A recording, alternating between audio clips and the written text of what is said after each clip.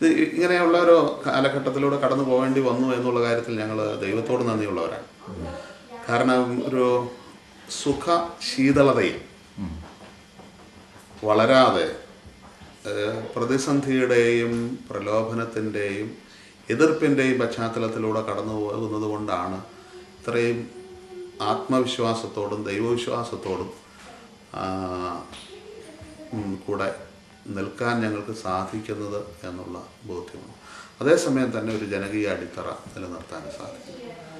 അപ്പോൾ തീർച്ചയായിട്ടും ഇതൊരു ഞങ്ങളെ ശക്തീകരിക്കുന്ന ഒരനുഭവമായിരുന്നു എന്നുള്ളതാണ് ഞങ്ങളുടെ ഒത്തുപോകുന്നത്. തിരുമേനി ആദ്യം പറഞ്ഞ സോഷ്യൽ കൾച്ചറൽ ഇതിൽ തിരുമേനി പറഞ്ഞ ഇങ്ങനെ ഈ മദ്യപാനവും അങ്ങനത്തെ വലിയ പ്രശ്നങ്ങളൊക്കെ ഉണ്ട്. അപ്പോൾ അതൊക്കെ നമ്മൾ എങ്ങനെയാണ് ഈ ഒരു ഡയസിസ് ലെവലിൽ എന്തെങ്കിലും ചെയ്യുന്നുണ്ടോ? അതിൻ്റെ എതിരെയായിട്ടോ? രണ്ട് തലത്തിലാണ് അത് ചെയ്തിട്ടുള്ളത്. ഒന്ന്, അതിനെതിരായ ഒരു ശക്തമായ പ്രചരണം ഭദ്രാസന തലത്തിൽ യുവജന പ്രസ്ഥാനത്തിൻ്റെ ആഭിമുഖ്യത്തിൽ നടത്തി വരുന്നുണ്ട്. രണ്ടാമത്, ഇതുകൊണ്ട് തിക്തഫലം അനുഭവിക്കേണ്ടി വരുന്ന, ഞാൻ പറഞ്ഞൊരു സെക്ഷനാണ്, സ്ത്രീകളും കുഞ്ഞുങ്ങളും അടങ്ങുന്ന അത്തരം ആളുകളെ ലക്ഷ്യമാക്കിക്കൊണ്ട് സാമൂഹിക വികസന പദ്ധതികൾ നടപ്പാക്കാൻ ശ്രമിച്ചിട്ടുണ്ട്. അതിൽ പ്രധാനമായിട്ടും ഭവന നിർമ്മാണം, പെൺകുട്ടികളുടെ വിദ്യാഭ്യാസം തീർന്ന ആളുകൾക്ക് തൊഴിൽ തേടുന്നതിനുള്ള അന്തരീക്ഷം സൗകര്യം ഉണ്ടാക്കി കൊടുക്കുക. ഇങ്ങനെയാണ് ഞങ്ങൾ ചെയ്തിട്ടുള്ളത്. ഭവനങ്ങളെ ദത്തെടുക്കുക എന്നുള്ളൊരു പദ്ധതിയാണ്. അപ്പോൾ ഒരു ഭവനത്തിൽ ഉദാഹരണം പറഞ്ഞാൽ പിതാവ് മദ്യപാനിയായിരിക്കും. അപ്പോൾ ആ വീട്ടിൽ സ്ഥിരമായി അച്ഛൻ സന്ദർശിക്കുകയും ആ മദ്യപാനത്തിൽ നിന്ന് രക്ഷപ്പെടാനായിട്ടുള്ള സാഹചര്യങ്ങൾ ആ കുടുംബത്തിൽ ഉണ്ടാക്കാൻ ഒരു ശ്രമം നടത്തുകയും ചെയ്യും. ആ കുടുംബത്തിലെ കുട്ടികൾക്ക് വിദ്യാഭ്യാസപരമായ പരിമിതികളുണ്ടാവും. അക്കാഡമിക്കായിട്ട് മിടുക്കുള്ള കുട്ടികൾക്ക് അതിനുള്ള അവരുടെ വീട്ടിൽ തന്നെ നിന്നുകൊണ്ട് പഠിക്കുന്നതിനുള്ള സൗകര്യം നമ്മൾ സാധാരണ ചെയ്യുന്നത്, അവരിപ്പോൾ പഠിക്കുമ്പോൾ അവരുടെ സ്കൂളിലേക്ക് നേരിട്ട് അവരുടെ ഫീസുകൾ എത്തിച്ചു കൊടുക്കുന്ന ഒരു സാഹചര്യം വീട്ടിൽ കൊടുക്കില്ല. എന്നാൽ അക്കാഡമിക്കായിട്ട് അത്രയും നല്ല നിലവാരം ഇല്ലാത്ത കുട്ടികളാണെങ്കിൽ അവർക്ക് തൊഴിൽ പരിശീലനം പ്രധാനമായിട്ടും ചെയ്തു വന്നത് തയ്യൽ പരിശീലനം കൊടുക്കുക എന്നുള്ളത്. ആ പരിശീലനത്തിന് ശേഷം അവർക്ക് യന്ത്രവും വാങ്ങിച്ചു കൊടുക്കുകയും അതിലൂടെ കുടുംബത്തിന് ചെറിയൊരു വരുമാനം കിട്ടത്തക്ക രീതിയിൽ, ആ കുടുംബത്തിൻ്റെ വീടിൻ്റെ അവസ്ഥ ശോചനീയമാണെങ്കിൽ അത് നന്നാക്കി കൊടുക്കാനുള്ള, അങ്ങനെ ഒരു കുടുംബത്തെ മൊത്തം കണ്ടുകൊണ്ടുള്ള ഒരു വികസന പദ്ധതിയാണ് നടപ്പാക്കിയിരുന്നത്. അതോടൊപ്പം തന്നെ ഈ കുടുംബത്തിൽ ആവശ്യമായ ഒരു ക്രൈസ്തവ അന്തരീക്ഷം ഉണ്ടാകുന്നതിന് വൈദികർ ശ്രദ്ധിക്കത്തക്ക വിധത്തിൽ വേണ്ട പ്രവർത്തന ശൈലി ആവിഷ്കരിക്കാൻ ശ്രമിച്ചിട്ടുണ്ട്. ഇതിലൊരു പ്രതിസന്ധി എന്ന് പറയുന്നത്, ഇതെല്ലാം നടക്കുന്നത് ഒരു സഭയിൽ സമാധാനമുള്ള ഒരു സാഹചര്യത്തിലെ വളരെ ഫലവത്തായിട്ട് നടക്കുള്ളൂ. രണ്ട് കാര്യമുണ്ട്. ഒന്ന്, ഇടവകയിൽ സ്വതന്ത്രമായി നമുക്ക് പ്രവർത്തിക്കണമെങ്കിൽ സമാധാനം ഉണ്ടാവണം. രണ്ട്, വ്യവഹാര കാര്യങ്ങൾക്ക് വിഭവം കൂടുതൽ ചെലവഴിക്കേണ്ടതില്ലാത്ത ഒരു സാഹചര്യം ഉണ്ടാകും. അതുകൊണ്ട് ഈ നടത്തുന്നു എന്ന് പറയുന്നതും വളരെ വിപുലമായ തലത്തിൽ അല്ല, എന്നാൽ ഭദ്രാസനത്തിൻ്റെ മൊത്തമായ അവസ്ഥയിൽ വളരെ ഫലവത്തായി പരിമിതിയിൽ നിന്നുകൊണ്ട് നടത്താൻ ശ്രമിച്ചിട്ടുണ്ട്. ആ കൂട്ടത്തിൽ ഈ അടുത്ത കാലത്ത് ഏറ്റെടുത്ത പദ്ധതിയാണ്, നേരത്തെ നടത്തിയിരുന്നതാണ് എങ്കിൽ കുറച്ചുകൂടെ വിപുലമായിട്ട് സാങ്കേതിക വിദ്യാഭ്യാസ മേഖലയിൽ പെൺകുട്ടികൾക്ക് കൂടുതൽ സഹായങ്ങൾ ചെയ്യുക. ഹോസ്റ്റലിൽ താമസിക്കുന്ന പിള്ളേർ, പ്രത്യേകിച്ചും നഴ്സിങ്ങിന് പഠിക്കുന്ന പെൺകുട്ടികൾ, അവർ പഠിക്കുന്ന സ്ഥാപനത്തിൽ ആവശ്യമായ സാമ്പത്തിക സൗകര്യം കിട്ടത്തക്ക വിധത്തിലുള്ള സ്കോളർഷിപ്പ് പദ്ധതികൾ, അത് മുഴുവൻ ഫീസായിട്ടും അതുപോലെ ഹോസ്റ്റൽ ഫീസായിട്ടും കിട്ടത്തക്ക രീതിയിലുള്ള ക്രമീകരണം. ആ വിധത്തിൽ ഇപ്പോൾ മെഡിസിന് പഠിക്കുന്ന പിള്ളേരെ വരെ ഞങ്ങൾ സഹായിക്കുന്നുണ്ട്. ഒരു കാലത്ത് കുറേ ഈ ആൺകുട്ടികൾക്ക് സഹായം ചെയ്തിരുന്നു. ഇപ്പോൾ അത് അത്രത്തോളം വലിയൊരു ആവശ്യമല്ല അത് വന്നിട്ടുണ്ട്. ആൺകുട്ടികൾ പോലും ഇപ്പോൾ നേഴ്സിംഗ് മേഖലയിലേക്കാണ് തിരിയുന്നത്. അപ്പോൾ അതുകൊണ്ട് നേഴ്സിംഗ് മേഖല എന്ന ഒരു പൊതുവായ മേഖലയെ ഞങ്ങൾ കണ്ടിട്ട് ആ രീതിയിലാണ് ഇപ്പോൾ സഹായിക്കാൻ ശ്രമിക്കുന്നത്. അതുപോലെ ഭദ്രാസനത്തിന് ഒരു പഠന കേന്ദ്രമുണ്ട്. അവിടെ തുടർച്ചയായ ബോധവൽക്കരണ പരിപാടികൾ സംഘടിപ്പിക്കുന്നു. അതിലൂടെ യുവാക്കളുടെ മദ്യത്തോടോ മയക്കുമരുന്നിനോടുള്ള ആസക്തി, കൂടാതെ അവരുടെ ജീവിത സാഹചര്യങ്ങളിൽ നേരിടേണ്ടി വരുന്ന പ്രതിസന്ധികളെ സംബന്ധിച്ചിട്ടുള്ള ഉപദേശങ്ങൾ, സ്ത്രീകളുടെ ജീവിത ക്രമീകരണത്തിന് ആവശ്യമായ ഉപദേശങ്ങൾ നൽകുന്നതിനുള്ള സൗകര്യം. അതിന് സഭയിൽ തന്നെ മനഃശാസ്ത്ര വിദഗ്ധരുണ്ട്, വിദ്യാഭ്യാസ വിദഗ്ധരുണ്ട്, തൃശ്ശൂർ മേഖലയിൽ തന്നെയുണ്ട്. അവരെ പ്രയോജനപ്പെടുത്തിക്കൊണ്ട് അത്തരം പരിപാടികൾ നടത്തും. ഇതുപോലത്തെ ഈ ഓരോ പരിപാടികൾ ആവിഷ്കരിക്കുമ്പോൾ ഇതിൻ്റെ ഒരു സക്സസ് റേറ്റ് എന്തായിരിക്കും? ഇപ്പം അത് 2 തലത്തിലാണ് ഇത് ചെയ്യുന്നത്. ഒന്ന്, വ്യക്തിപരമായി ഞങ്ങൾ അച്ഛന്മാരുടെ എൻ്റെ ഒരു ഇൻവോൾവ്മെൻ്റ് ഉണ്ട്. അതിലൂടെ ജനവുമായിട്ടുള്ള ഒരു ബന്ധത്തിൽ വരുമ്പോൾ സ്വാഭാവികമായിട്ടും ഇവർക്കൊരു പരിവർത്തനം ഉണ്ടാകുന്നുണ്ട്. 2, ഞങ്ങൾ നടത്തുന്ന ഈ പദ്ധതിയിലൂടെ കുടുംബത്തിൻ്റെ ഒരു സാമ്പത്തിക അവസ്ഥ കുറച്ച് മെച്ചപ്പെടുന്നുണ്ട്. അങ്ങനെ മെച്ചപ്പെടുമ്പോൾ ഇതൊരു മോശം പരിപാടിയാണ് എന്ന ആളുകൾക്ക് തോന്നാനുള്ളൊരു സാഹചര്യം കൂടെ ഉണ്ടാകുന്നുണ്ട്. പരിവർത്തന വളരെയധികം നടക്കുന്നുണ്ട്. വളരെ സന്തോഷമുള്ളൊരു മേഖലയാണ്. അപ്പോൾ ഇതിൻ്റെ എതിരെ നമ്മൾ പ്രവർത്തിക്കുമ്പോൾ നമുക്ക് ഇതിനൊരു ആൾക്കാരതിനെ ഒപ്പോസ് ചെയ്യാറൊക്കെ ഉണ്ടോ? അങ്ങനെയുള്ള ഒരു പ്രശ്നമില്ല. ഈ ആളുകൾക്കറിയാം ഇത് ശരിയല്ല എന്നുള്ളത്. പക്ഷേ നമുക്ക് അവരുടെ മധ്യത്തിൽ ഒരു ഓപ്ഷൻ ഇല്ലാതെ വരുന്നത് കൊണ്ടുള്ള ഒരു പ്രശ്നമാണ്. ജീവിതം കഠിനമാണ്. മലയോട് മല്ല് കെട്ടുന്നു. അതിനിടയ്ക്ക് പല വിധത്തിലുള്ള ഉദ്യോഗ തലത്തിലുള്ള പീഡകളുണ്ടാകാം. സാമ്പത്തിക ബുദ്ധിമുട്ട് വളരെ വലിയതാകാം. അത്തരം സാഹചര്യത്തിൽ ഇവർ കാണുന്ന ഏക ഓപ്ഷൻ എന്ന് പറയുന്നത് ഒരുപക്ഷെ മദ്യപാനാണ്. അതിൽ രക്ഷപ്പെടണമെന്നുണ്ട്. അപ്പോൾ കുറച്ചുകൂടെ പള്ളിക്കാര്യങ്ങളിൽ ഇടപെടാനും സാമൂഹ്യ പ്രശ്നങ്ങളിൽ ഇടപെടാനും ഒക്കെ ഉള്ളൊരു സാഹചര്യം നമ്മൾ ഉണ്ടാക്കി കൊടുത്താൽ അവർക്ക് ഇതിൽ നിന്ന് രക്ഷപ്പെടണമെന്നുണ്ട്. they are not bad people, put in bad situation, they want to escape from it. അപ്പോൾ അതുകൊണ്ട് തീർച്ചയായിട്ടും ഒരു പ്രതിസന്ധി അല്ല, കുറച്ചുകൂടെ ഒരു വെല്ലുവിളി ആകുന്നുണ്ട്. എന്നാലൊരു എതിർപ്പിൻ്റെ ശൈലി വളരെ കുറവാണ്. ഈ ഒത്തിരി ഫാമിലി ബേസ്ഡ് നമ്മൾ അപ്രോച്ച് എടുക്കുന്നുണ്ട്. ഈ ഒരു കമ്മ്യൂണിറ്റി ഡെവലപ്മെന്റ് ആയിട്ട് നമ്മൾ എന്തെങ്കിലും ചെയ്യുന്നുണ്ടോ? വ്യക്തിപരമായി എന്നെ സംബന്ധിച്ചിടത്തോളം ഒരു കമ്മ്യൂണിറ്റിയുടെ കേന്ദ്രം എന്ന് പറയുന്നത്, ബേസിക് യൂണിറ്റ് എന്ന് പറയുന്ന ഫാമിലിയാണ്. ഈ ഫാമിലികളെ കേന്ദ്രീകരിച്ചുള്ള ഒരു പ്രവർത്തനം കൊണ്ട് സമൂഹത്തിൽ ഒരു പരിവർത്തനം നടത്താൻ സാധിക്കുമെന്നാണ് എനിക്ക്. കാരണം ഓരോ ഇൻഡിവിജ്വലും ഈ രാത്രി എങ്ങോട്ട് ചെല്ലുന്നു, പകൽ രാവിലെ എവിടെ നിന്ന് പോരുന്നു എന്നുള്ളത് വളരെ നിർണായകമായൊരു വിഷയമാണ്.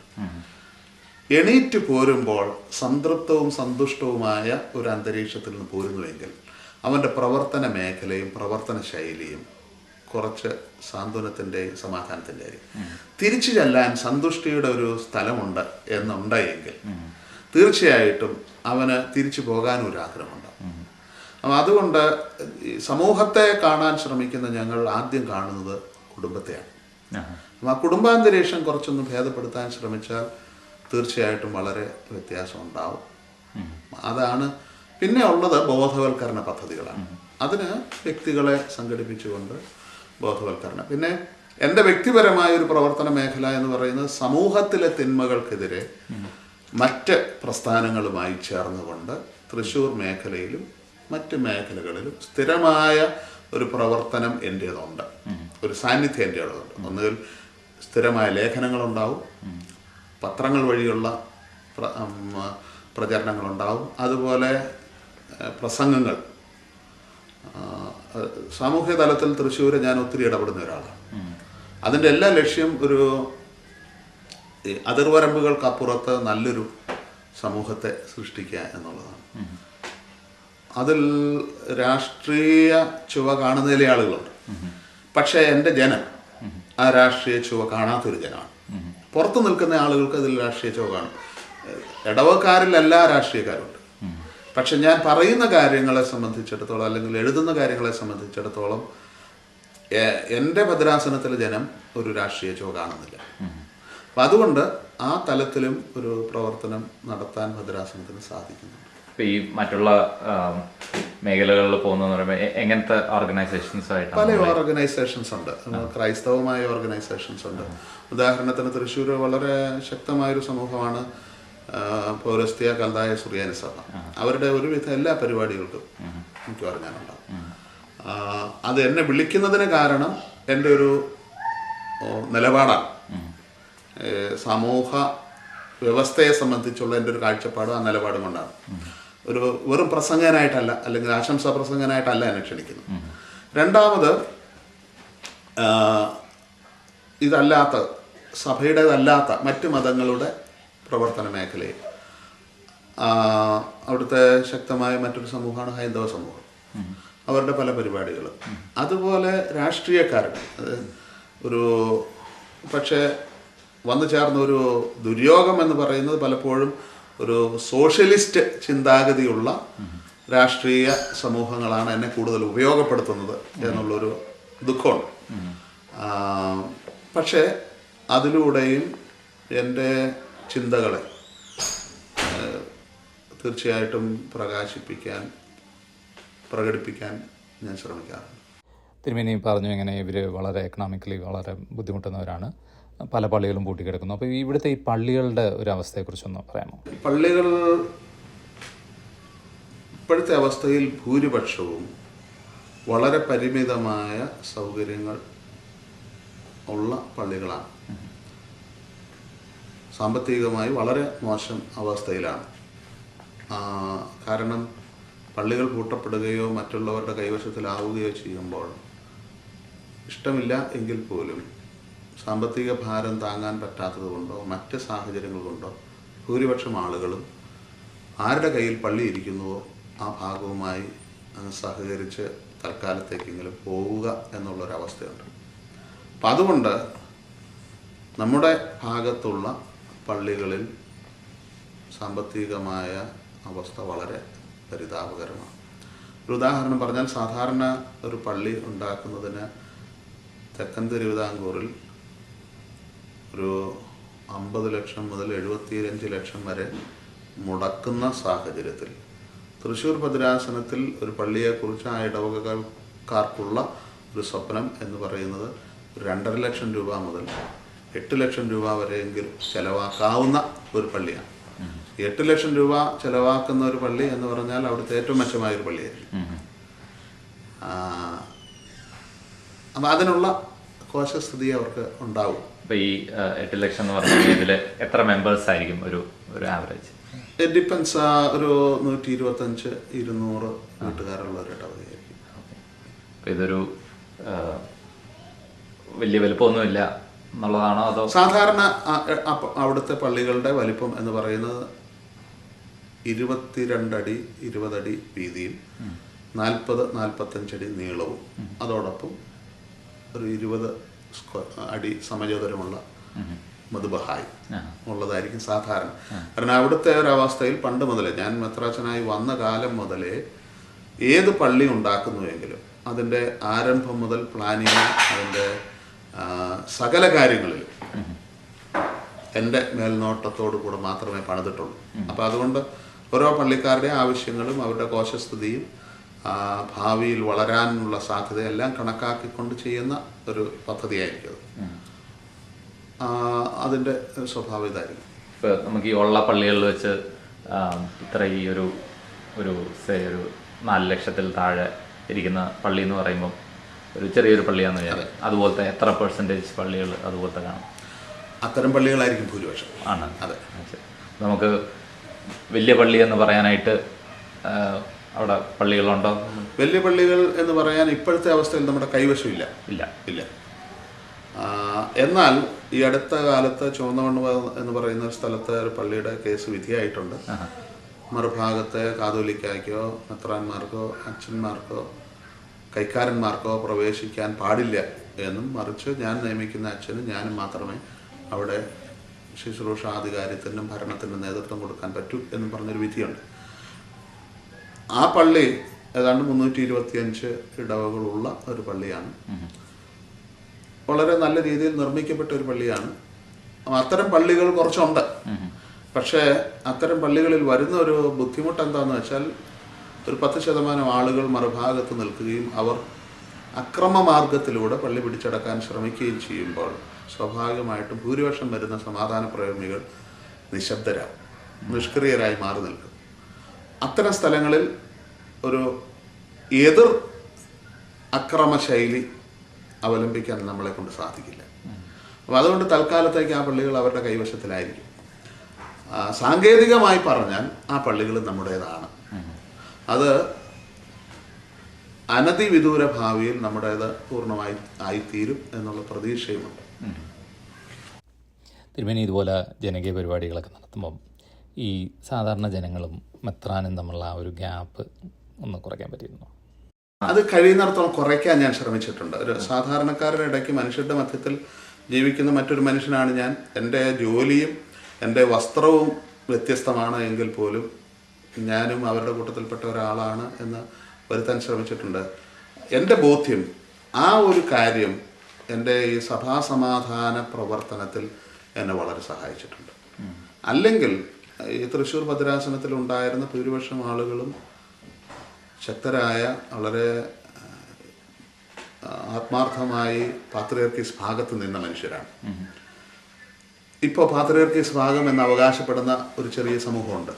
അവരുടെ കൂടെ നിൽക്കാതെ എൻ്റെ കൂടെ നിൽക്കുന്നതിൻ്റെ ഒരു കാരണവും അവരും ഞാനും തമ്മിലുള്ള ഒരു മനുഷ്യബന്ധ തലത്തിലുള്ള പാരസ്പര്യമാണ്. അതെന്നെ ഒത്തിരി സഹായിച്ചിട്ടുണ്ട്. തിരുമേനി ഈ സഭാ ഐക്യത്തിന് വേണ്ടി ഈ ഡയസസ് എന്തുമാത്രം സാധനങ്ങൾ സഹിച്ചു എന്ന് ഇപ്പോഴാണെന്ന് ഒന്ന് മനസ്സിലായത്. ഇത് കേൾക്കുമ്പോൾ മനുഷ്യർക്ക് കൂടുതലായിട്ട് ഈ ഡയസസിന് വേണ്ടി പ്രാർത്ഥിക്കാനായിട്ട് തോന്നും എന്ന് പ്രതീക്ഷിക്കുന്നു. ഇത് റാപ്പ് ചെയ്യാനായിട്ട് ഞാൻ ലാസ്റ്റ് ഒരു ചോദ്യം ചോദിക്കുകയാണ്. ഫ്യൂച്ചറിൽ തിരുമേനി ഈ ഡയസസിനെ കുറിച്ചുള്ള എന്താണ് സ്വപ്നം? അടുത്തൊരു 10 വർഷത്തേക്കുള്ള ഒരു സ്വപ്നം എന്തായിരിക്കും? ഒന്നാമത്തെ ലക്ഷ്യം എന്ന് പറയുന്നത് ആ ഭദ്രാസനത്തിലെ ഈ സഹായിക്ക സാധ്യത പൂർണ്ണമാക്കി തീർക്കുക എന്നുള്ളതാണ്. അതാണ് ഒന്നാമത്തെ. അതോടൊപ്പം അവിടുത്തെ ജനത്തിൻ്റെ സാമൂഹികവും സാംസ്കാരികവുമായ അവസ്ഥ ഉന്നതിയിൽ കൊണ്ടുവരാനുള്ള പദ്ധതികൾ, സാമൂഹിക വികസന പദ്ധതികൾ സൃഷ്ടിച്ചെടുക്കുക എന്നുള്ളത് ഈ ഭദ്രാസനത്തിൻ്റെ ലക്ഷ്യമാണ്. അതുകൂടാതെ ഒരു പടി കൂടെ കടന്നിട്ട് സമൂഹത്തിൻ്റെ മുമ്പിൽ ഒരു മുന്നണി നേതൃത്വം ഈ ഭദ്രാസനത്തിന് ഉണ്ടാക്കാൻ പറ്റുമോ എന്നുള്ളൊരു ലക്ഷ്യവും തീർച്ചയായിട്ടും ഈ ഭദ്രാസനത്തിനുണ്ട്.